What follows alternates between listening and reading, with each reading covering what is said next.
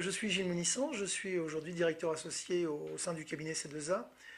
Ça fait une dizaine d'années que je développe et je déploie un centre de formation dans le secteur business to business, plus particulièrement sur le sujet qui est important aujourd'hui, qui est effectivement la stratégie d'influence des grands clients et des grands prospects.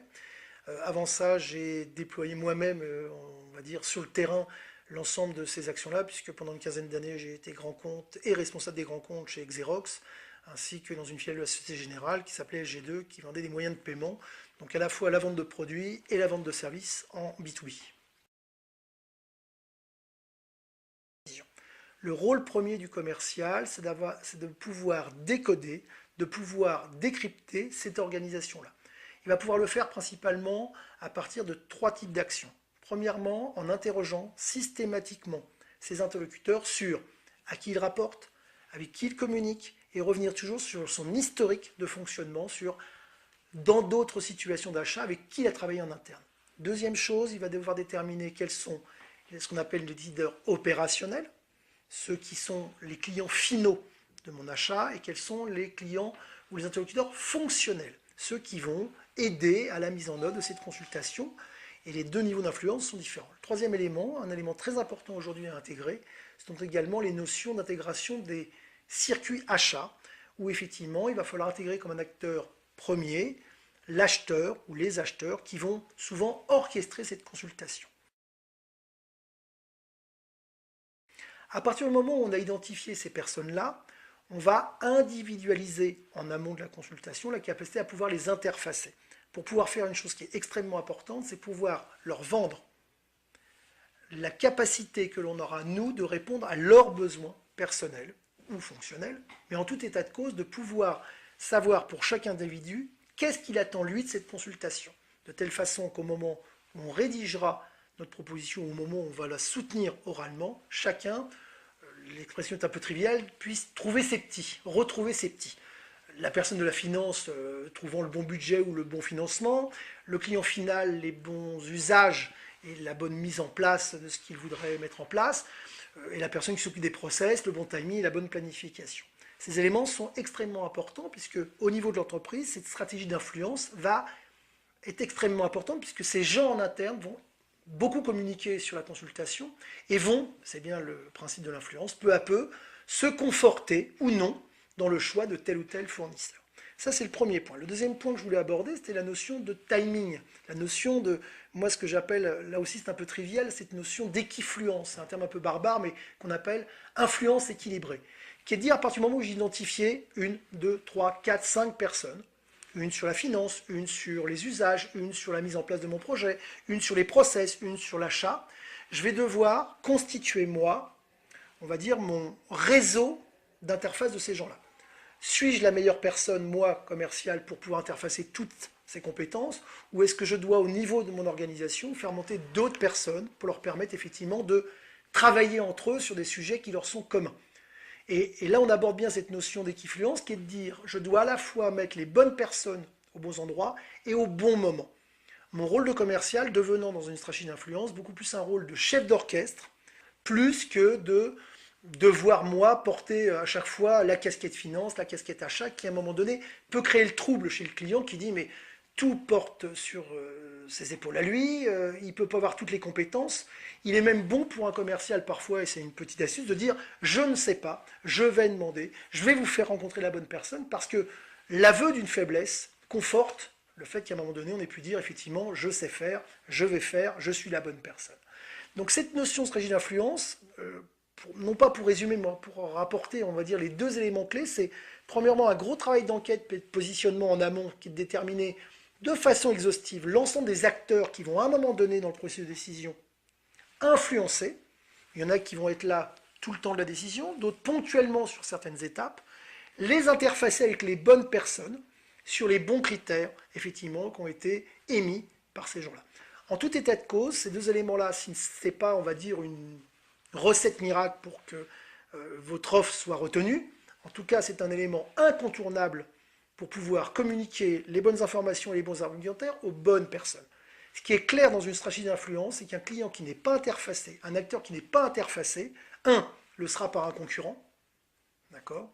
Et deuxième point, il n'aura pas, on va dire, le retour ou l'épaisseur de l'argumentation qu'il retrouvera peut-être dans votre proposition, mais qui sont souvent rarement lus, ou peu lus, ou pas assez lus. Et en tout état de cause, vous n'aurez pas pu faire votre travail de commercial qui est d'argumenter, de prouver et d'amener des faits qui fassent que votre client ait envie, effectivement, de choisir votre solution. Donc ces stratégies d'influence doivent être pour vous au cœur de la réflexion. Une belle offre, c'est indispensable. Une offre bien soutenue, c'est indispensable. Mais la soutenir et l'écrire pour les bonnes personnes, sur les bons sujets au bon moment, sont des éléments au moins aussi importants que les deux premiers éléments, effectivement, liés à l'offre.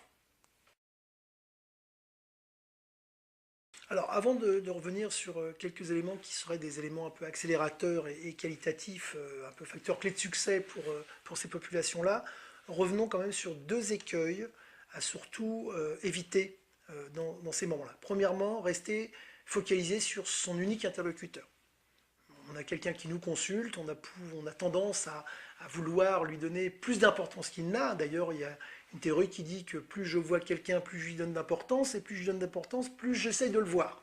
Donc il ne faut pas se construire une sorte de flux de pouvoir en disant je ne veux pas le court-circuiter, je ne veux pas aller voir d'autres personnes parce que c'est lui qui veut me consulter, il faut que je le garde sous la main et il faut que je le protège. Ça, c'est le premier écueil qu'il faut éviter. Deuxième écueil, il faut également éviter de se focaliser sur l'offre. L'offre est importante, d'accord, mais effectivement, ne confondons pas la demande du client et son besoin. Donc, deux éléments à éviter dans un premier temps, se focaliser sur une seule personne. Deuxième point, rester uniquement sur la demande. En tout état de cause, si vous répondez à une seule personne sur une unique demande, il y a peu de chances que vous puissiez, on va dire, vous différencier de la concurrence, qui, elle, pourrait voir effectivement d'autres personnes chez vos concurrents. Alors, à ce moment-là, deux éléments qui sont facilement atteignables et qui permettraient, je dirais, au CAM d'éviter les deux écueils qu'on a vus avant. Premier élément, interroger son interlocuteur, non pas sur la demande, mais d'abord sur la genèse, sur l'historique de la construction de la demande, au travers de questions comme par exemple, mais qui a exprimé chez vous le besoin initialement? À quel problème ça pourrait répondre dans les 3, 4, 5 derniers mois? Quelles seraient les personnes qui seraient amenées effectivement à décider sur cette solution? Quelles sont les personnes qui vont être partie prenante dans le circuit de décision?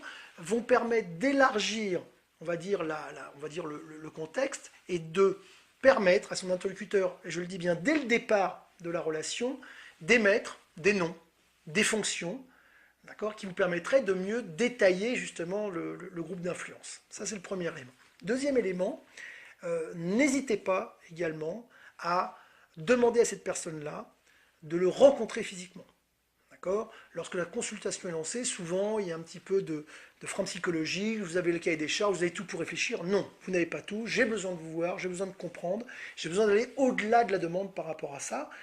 La demande, l'attente et le besoin qui est derrière. Et c'est bien en allant chercher le besoin qu'obligatoirement ce client va élargir l'information sur qui dans son entreprise demande quoi, ce qui répond à cette notion de stratégie d'influence. Deuxième élément qui me paraît important justement sur ces débuts, on va dire, de négociation avec ce groupe d'influence. Et c'est un élément qui, pour moi, à chaque fois a fonctionné dans les dernières années. C'est très important, c'est faites parler le client du passé. Le client parle assez peu du présent et de l'avenir parce qu'il se sent un peu emprunt dans la consultation d'être équilibré par rapport aux gens consultés. En revanche, demandez-lui dans la dernière année, dans les 2 dernières années, dans les 3 dernières années, le type d'achat qui ressemble à ce qu'il fait aujourd'hui, qu'il a pu déjà effectuer, pour qu'il vous explique avec qui il l'a fait, sur quels critères il avait choisi tel ou tel fournisseur, avec qui il avait travaillé dans son entreprise. Car il y a beaucoup de chances pour que l'entreprise répète, reproduise de consultation en consultation un même mode opératoire.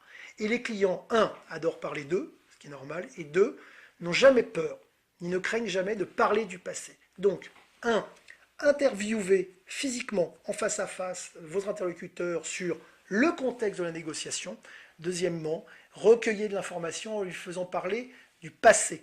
Le passé n'est jamais un élément gênant pour lui et il est très instructif pour votre négociation d'aujourd'hui. Plus qu'un secret, je pense que c'est un élément auquel on pense assez peu, qui est un terme un petit peu négatif, mais qui est pour moi à chaque fois un élément extrêmement important dans les consultations et dans, on va dire, ce que j'apprends de mes échecs ou de mes erreurs. D'accord? C'est le travail qu'on appelle post-mortem, des affaires qu'on a déjà pu effectivement traiter avec ses clients ou avec ses prospects. Alors, c'est souvent un moment qui est assez désagréable puisqu'on vient de perdre une affaire, nous n'avons pas été retenus par rapport à cela. Premier élément, il ne faut pas dire qu'on n'a pas été retenu. Ce qu'il faut dire, c'est que quelqu'un d'autre a été retenu. Il ne faut pas focaliser sur soi, il faut dire quelqu'un d'autre a été retenu. C'est-à-dire qu'il a fait obligatoirement quelque chose que je n'ai pas fait par rapport à cela. Donc, pour pouvoir effectivement recueillir de l'information, il est important de pouvoir faire un post-mortem, on va dire, structuré. Un post-mortem structuré avec son client, c'est premièrement ne jamais l'importuner dans le mois qui suit sa décision. Il vient de prendre une décision avec un concurrent, il est à chaud, on n'est pas là pour essayer de revenir par la fenêtre.